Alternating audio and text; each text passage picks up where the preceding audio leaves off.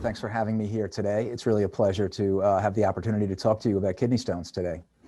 We'll talk about the number of different kinds of kidney stones, some of the causes, and how to evaluate patients with kidney stones.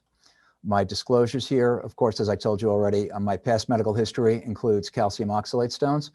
Why are kidney stones important? Because they're increasing in prevalence. And you can see here that from these NHANES data, orange from the 70s to 80s, blue in the 80s into the 90s, and white into the later up to 2010, that kidney stones are becoming more prevalent in every age group, in whites on the left, in blacks on the right. If I showed you these slides and changed white and black to men and women, you would see the same thing, increasing kidney stone prevalence in all groups. And there's also data, although these are the American data, the data show that this is happening the same in Brazil, Germany, Japan, around the world. The reasons for this are not completely understood. I will speculate a little bit about what the possible etiologies might be. Who's getting kidney stones? It's increasing even in children. And these are David Sass from the Mayo Clinics. His data from South Carolina actually demonstrate that in boys and girls, there's increasing prevalence from the 90s into the 21st century. So it's not just an adult problem, it's a pediatric problem. And you can ask a pediatric urologist that they are seeing more emergency room visits for children as well. So usually we're now saying that kidney stones will occur in about 10 to 15% of men, 7% of women, with recurrence rates of 30% at 5 years, up to 80% at 20 years. And that's why it's important to say to young people with their first kidney stone, this is something that's likely to come back. This is something we need to do something about. Here's the first and most important kidney stone because it is not just the most representative of the most common kind of kidney stone. It's the stone that was in my right ureteropelvic junction back in 1995. These are the fragments of stones after the shockwave lithotripsy that I had. And if you're interested, the essay, Dr. Rastogi, I think, has posted this. Cocktail Party Nephrology is an essay I wrote in JAMA regarding how I became a kidney stone doctor. This 7mm stone was very painful. It's representative of what most stones are made of. Other calcium stones are made of calcium phosphate, mostly in the form of hydroxyapatite. That's what bone is made out of. This is about 20% of calcium stones, or about 15% of the total stones. If you see calcium phosphate stones, I'll show you that these are more common in younger women and girls. But think about a couple of things. Primary hyperparathyroidism. Those patients have more calcium oxalate than calcium phosphate stones, but more calcium phosphate stones than the general population. And patients with renal tubular acidosis who have a higher urine pH are more likely to form calcium phosphate stones. So those are a couple of diagnoses that should cross your mind when you see a patient with a calcium phosphate stone. We'll talk a little bit about uric acid, about 10 to 15% of stones, but as high as 60% of the stones in diabetics. Typically these yellow, orangish, they can't even be reddish stones. And I'll tell you more about that. This is a 1 month production of stones by one of my patients. We won't talk very much about Struvite stones, more common in women because, of course, they're prevalent in patients with urinary tract infections, and women do get more UTIs than men. But this total staghorn calculus was removed from a non-functioning kidney, a nephrectomy that was done here at the New York VA. So these can occur in men and women, anybody with a urinary tract infection with organisms that produce urease. And we're not going to talk today about the rare genetic causes of kidney stones, but these are cysteine stones. You can see that this is a hollow cylinder that formed on a patient's stent. This is, again, a patient from the New York VA who had cystinuria. These typically lemon yellow kidney stones can be very large and recurrent, and is due to a genetic disease of the proximal tubule and cysteine and dibasic amino acid reabsorption. These are John Liskey's data from a year at the Mayo Clinic looking at kidney stone composition. This C. Jason paper from 2014 shows basically what I just told you: calcium oxalate about 67%, calcium phosphate or hydroxyapatite 16%, uric acid 8%, struvite, brushite, another form of calcium phosphate, cysteine stones, and a few others. Just noted that there are drugs that cause some kidney stones. So this is very typical of representative of stones in the United States. And John looked at the association of stone composition with age, and you can see an interesting thing here. Here's calcium oxalate in the boxes, and you can see that men at any age tend to have more calcium oxalate stones, but the open squares are apatite stones, calcium phosphate, and you can see that between 10 and 30,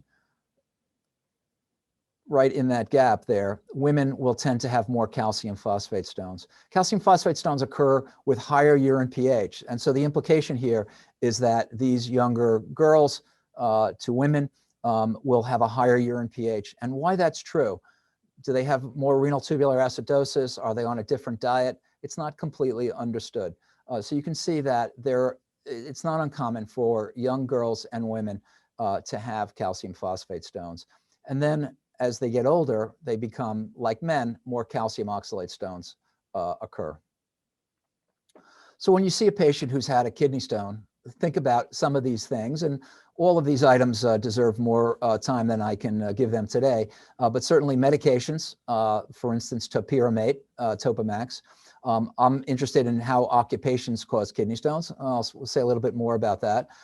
Family history is certainly important, and thinking about other kidney diseases like polycystic kidney disease, and particularly in a kidney stone clinic, you should see a lot of patients with inflammatory bowel disease who have a variety of reasons why their stool output and the metabolic acidosis that comes with it contributes to kidney stones. They may be at risk as well for enteric hyperoxaluria.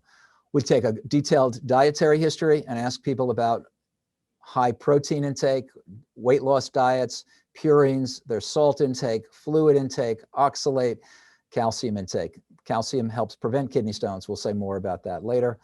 I believe that many patients go to an emergency room, have an episode of renal colic, but I think everybody needs imaging. Some may not get that in the ER. If that hasn't happened, at least get an ultrasound. Are there other kidney stones present? Does the patient have polycystic kidney disease, nephrocalcinosis, medullary sponge kidney? These are all things that you're interested in as part of the evaluation. Medications, I mentioned topiramate here at the New York VA, where we have an HIV population. The protease inhibitors like atazanavir also cause stones. One thing to know about the protease inhibitors is that these stones are so not dense, they're so radiolucent that they will not be seen on CAT scan. These are the only kinds of stones not seen on CAT scan. These are atazanavir stones, a picture taken by my colleague and friend, John Asplin at Litholink. Vitamin C, everybody's taking that to prevent COVID. It doesn't work. Ascorbate is metabolized to oxalate. Felbamate is poorly soluble. Triamterene should not be used in patients with kidney stones. And we've seen a few patients with guaifenesin stones. Cough syrup, guaifenesin. Everyone, of course, you're mostly nephrologists and urologists. Everyone's going to have a set of electrolytes, creatinine. Look for even subtle hypercalcemia. And when I say it may not have an H next to it for high, it might be 9.9 or 10.0. Think about whether that patient deserves a PTH measurement to rule out hyperparathyroidism. Kidney stones occasionally are the first presentation of sarcoidosis. And CYP24A1 mutations, we'll talk about that, genetics of that. These are patients who are particularly sensitive to the effects of vitamin D to increase serum calcium and urine calcium excretion. Any lower bicarbonate, consider whether that patient has renal tubular acidosis, because those patients will need treatment with alkali for some period of time. And magnesium and phosphate, loss of magnesium and loss of phosphate can be associated with calcium stones. We get a serum uric acid because it's very common that these are patients who are overweight, have metabolic syndrome, and may have hyperuricemia and gout. I want to know everyone's urinalysis at least one time, not in the emergency room. High urine pH suggests renal tubular acidosis, and a very high urine pH, like 8 to 9, really can only be possible as the result of struvite stones in infection with a proteus or other organisms that produce urease. A low urine pH is typical of uric acid stones. In fact, it's hard to get a uric acid stone if you don't have a low urine pH. Urine cultures are appropriate. Make sure that the patient does not have an infection. And if you're seeing a patient with renal colic, you really want to make sure that they don't have pyuria. Consider getting a urine culture at that time. How much does a stone analysis cost in the United States right now? It costs about $30 to $50. There's no excuse for not getting a kidney stone that has been collected in the OR, in the emergency room by the patient, and sending it for stone composition. Either X-ray diffraction or infrared spectroscopy is the appropriate way to do that. From the point of view of etiologies, one of the risk factors that has been demonstrated by Eric Taylor and Gary Curhan is the effect of body size on stone risk. My friends Eric and Gary look at the Nurses' Health Study and the Health Professional Follow-Up Study. These are important studies because they're large and they're prospective. And they've demonstrated that the prevalence of kidney stones was associated with weight and body mass index. So the odds ratio for stones in people who had a body mass index greater than 30 compared with a lower quintile of people with a lower body mass index, men were 33% more likely and women were twice as likely to have kidney stones. So exactly how this works, how the metabolic syndrome, overweight, obesity are associated with kidney stones is not completely clear. Now, a controversial topic, or at least I like to think it's controversial, is the AUA guidelines suggest that clinicians should perform additional metabolic testing in high risk or interested first-time stone formers, and certainly recurrent stone formers, and certainly in children as well. The evidence for this was considered moderate. That's because there's not many randomized trials demonstrating whether it makes a difference in your therapy to have a 24-hour urine collection.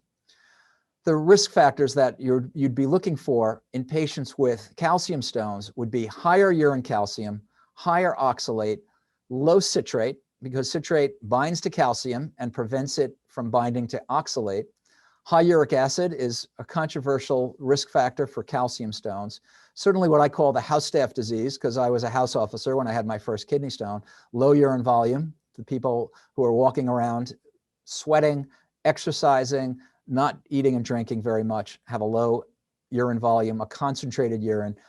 And it's very likely, when I tell you about the genetics of kidney stones, that there are people who have too much of something that promotes crystallization or too little of something that inhibits crystallization, but we don't know a lot about the epidemiology. Some of the molecules have been suggested, but this has not really been done on a large scale. So we don't really understand which of these molecules might be important. These are mostly proteins found in the urine. So if metabolic testing should consist of a 24-hour urine collection, and if you use a commercial laboratory like Litholink, you'll get the volume, the pH, the calcium, the oxalate, the citrate, the sodium, the potassium. All of these are useful so that you can figure out what the patient's eating, what their diet's like, and what their risk factors for kidney stones are. You want the creatinine in order to demonstrate that one collection is comparable to another, that they've been done under the same kinds of, that they've been done adequately is a way of thinking about it. And although I can tell you why you can treat a patient without a 24-hour urine collection, I'll point out that one of the best reasons to do a 24-hour urine collection is to rule out primary hyperoxaluria, which John Liskey is going to tell you about.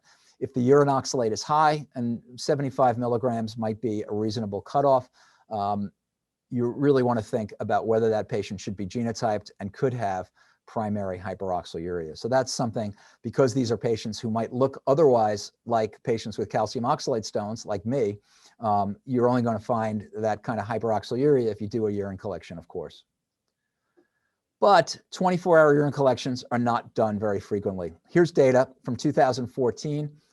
With John Hollingsworth did this at the University of Michigan, and they looked at a group of patients they considered high-risk stone formers and looked at how many patients had 24-hour urine collections done. There's really no difference from the years that are counted here, from 7% to 8%. you can see that most patients don't get a 24-hour urine collection. In fact, it's a little embarrassing to me. If you were seen by a nephrologist, you were almost 3 times likely, but if you were seen by a urologist, you were almost 4 times likely to have a 24-hour urine collection done. So why are most people not getting it? Are most people not getting it because the doctors don't think it's useful, because it's intimidating to look at the results? I honestly am not completely sure, but these are patients who, when they're considered high risk and they've had recurrent stones or big stones, or they've been to the operating room, I'm completely in favor of getting 24-hour urine collections. We talked about this. My urology colleagues, Ryan C., Marshall Stoller, wrote this paper in 2016, where we looked at some of the controversies regarding 24-hour urine collections and how useful they might be. And that you might find that useful to read. Some of the pros: you get objective quantifiable data. You provide adherence data. If you gave a drug or you changed the diet, you like to see if the urine collections look different. The patients like this very often because they want to know, why do I have kidney stones? They're not nearly as inconvenient as they used to be. You can limit your prescription of diet and medications to the specific issues affecting your patient. And presumably, we're doing this because it's a surrogate for what's going to happen. Will the patient make kidney stones? If the urine collections look better, the answer will be less likely. But there is a complexity in interpretation. The ability to predict recurrence is not perfect. Many patients, of course, don't like to do this. It does require repeat testing, and I have patients who have done it 10 and 20 times, and I have other patients who really don't want to do it. But if you're persuasive and you're an expert, and you tell your patient this is important, usually their insurance is going to pay for it. We do have, even at Bellevue Hospital up the block in First Avenue, where many patients are not insured, if I negotiate a low price for the 24-hour urine collection, they may not be able to pay cash at all. Which urine to review? You know, we have this paper. I'll say a little bit more about this, but cabbies are an example. They're not drinking very much, and we understand that there are people who at work are having a different urine collection than they are on the weekends. Would a spot urine be useful at any time during the day, in the morning, at nighttime, after meals, while people are sleeping? All of these are questions that make it difficult to know which urine is really relevant. Should I do a 24-hour urine collection on Monday, or should I do it on Sunday? Which do you spend more time at work or at home? Is your diet very different? We do want the urine collections to be representative of what the patient is actually doing most of the time. And these data from John Asplin and Fred Coe in the University of Chicago demonstrated that supersaturation of urine correlated with the kidney stone composition. So if you look here on the z-axis, the supersaturation for calcium oxalate, these were patients who went, and the higher values, they had calcium stones, they had calcium phosphate, calcium oxalate, and calcium and mixed calcium phosphate oxalate stones.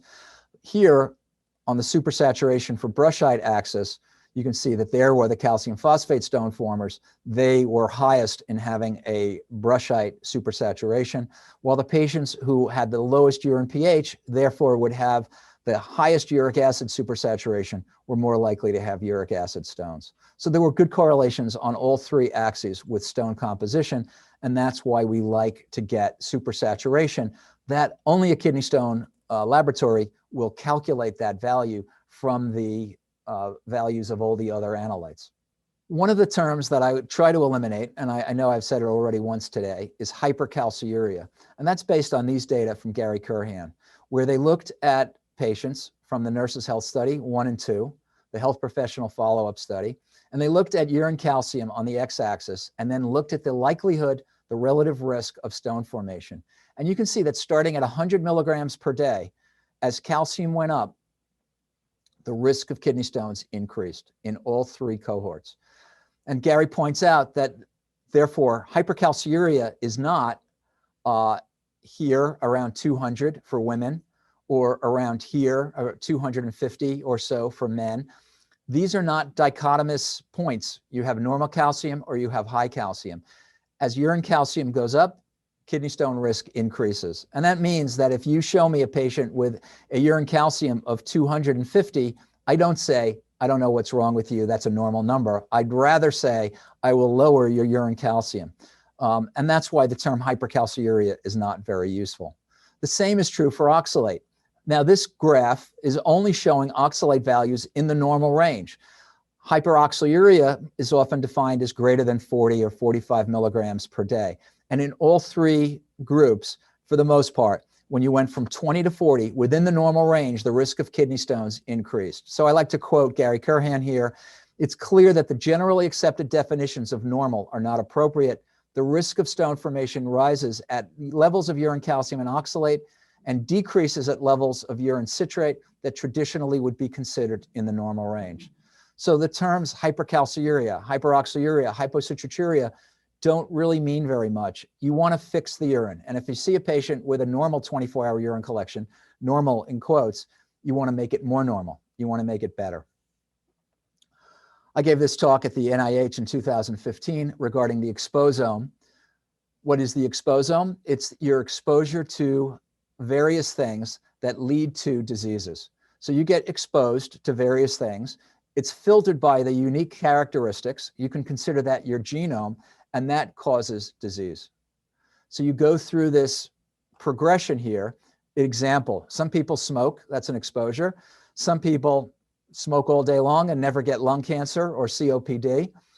They don't have it. And other people, of course, are sensitive. Some people drink and get cirrhosis, and some people drink and don't have the disease. So tracing the exposure to the disease that occurs is about the exposome, and people are now doing exposomic research to try to keep track of this stuff. I'll also point out, if you haven't thought about epigenetics, this great review in the New England Journal in 2018 made me add this box because it's pretty clear that exposures do lead to changes of the way people respond to exposures and cause disease. This is a nice review of epigenetics. I won't talk about further. But an interesting factor that may be important in understanding kidney stone risk. So one of the exposures that I think all of you are familiar with is the fact that healthcare professionals don't just get COVID, they also can get kidney stones. And these data are from Amy Krambeck's study done at the Mayo Clinic, where people who worked in an operating room had a greater risk of stones than people who didn't work in an operating room. They had more stones. They were more likely to report a low fluid intake, and the number of physicians with stones was almost twice as great as the non-OR physicians. So the hazard ratio for working in an OR was 1.4.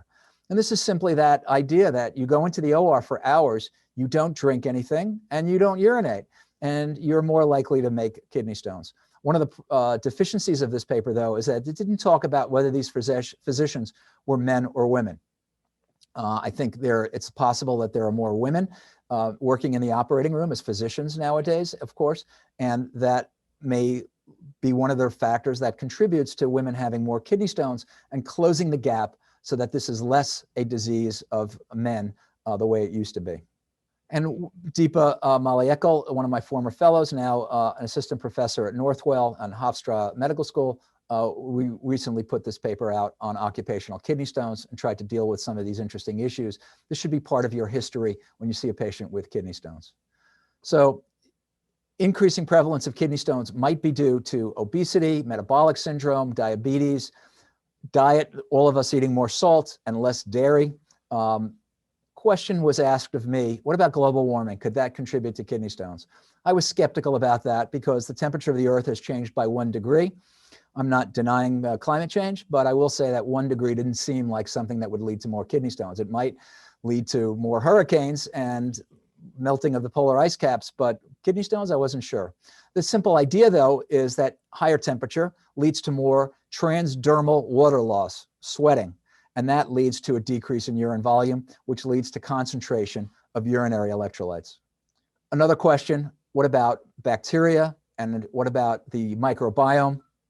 What about antibiotics? So we've been interested in this topic, Oxalobacter, for a while. Gram-negative obligate anaerobe lives in the colon of many people, and it has one substrate. It eats oxalate. So if you have spinach for lunch, your bacteria, your microbiome, has the potential to degrade some of that oxalate, reduce its absorption from the intestine, and therefore its appearance in the urine.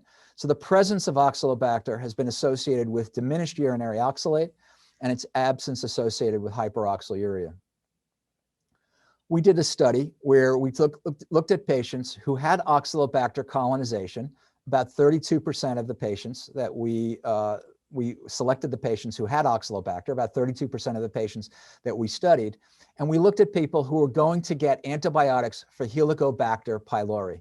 We wanted to get a stool sample before the patient was treated, and of course this is one of the few patients where they get antibiotics.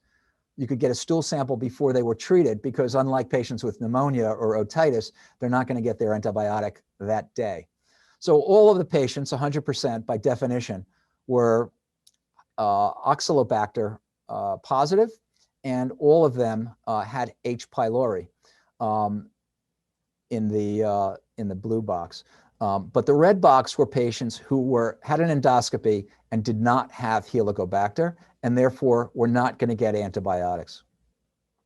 Here's what happened.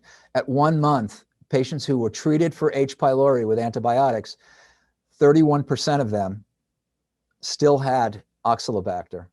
Only 86% of the patients who had no antibiotics still had it. They did not have it eliminated.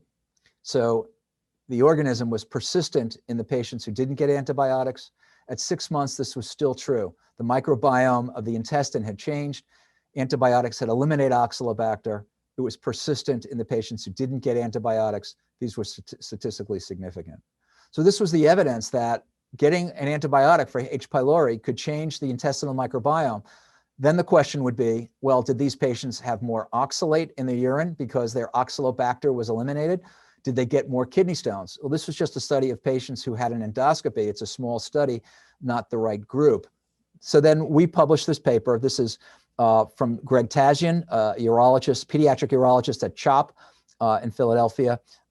This actually was published in JASN in 2019. It's the first study to show that risk of kidney stones increased with antibiotics. So you can see here that in blue, the risk of having a kidney stone within a year after a course of antibiotics was increased in patients who were treated with sulfa, cephalosporins, quinolones, nitrofurantoin, and broad-spectrum penicillin. In red, after a year, these numbers went down. In other words, you were still more likely to have a kidney stone, but it was less than it was in the first year. So presumably, our hypothesis was, first, antibiotics are actually leading to kidney stones. Number two, possibly that's happening through the microbiome. Three, potentially through changes in the Oxalobacter prevalence. Patients who were treated with H. pylori did have an increased odds ratio of having a kidney stone in the first year in blue. That returned to normal in the horizontal bar at, the vertical bar at 1.0, presumably after the microbiome has had an opportunity to reconstitute.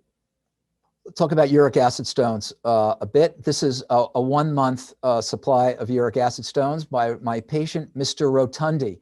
And it's important to mention his last name because that's also the body shape that Mr. Rotundi had, rotund.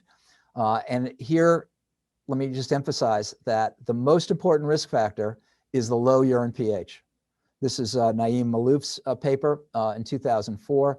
Yes, high uric acid contributes. People with myeloproliferative disorders like polycythemia, uricose-uric medications like lesinurad, congenital disorders, of course, leishmanian.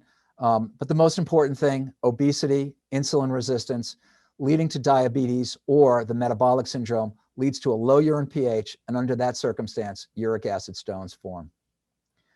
Uric acid, the bad stuff, is this protonated molecule over here on the right. Because the pK is 5.3, if you increase the urine pH and get it up to 6.5, one pH away from the pK, then uric acid gives up its proton. It's charged now. There's the urate anion. Now that's perfectly soluble. So people don't get urate stones people get uric acid stones. Uric acid is the insoluble species, and your goal is to alkalinize the urine and prevent uric acid from crystallizing. These are interesting data from Dordogne in France, shows the percent of uric acid stones. And you can see here that as you increase body mass index from less than 25 to a medium number to overweight, the percent of uric acid stones increases. In the non-diabetics, the diabetics are 2 to 3 times as high, more likely to have uric acid stones. Body mass index is a risk factor for uric acid stones, and so is diabetes. This is because as weight goes up, insulin resistance is prevalent and urine pH goes down. This is true for diabetics and non-diabetics. That's the introduction to kidney stone talk. My story on cocktail party nephrology is an essay that Dr. Rastogi has published, if you're interested in that. My acknowledgements. Well, so that's what I wanted to tell you about the introduction to kidney stones. I couldn't cover all the topics, but I appreciate the opportunity again and give it back to you, Dr. Rastogi.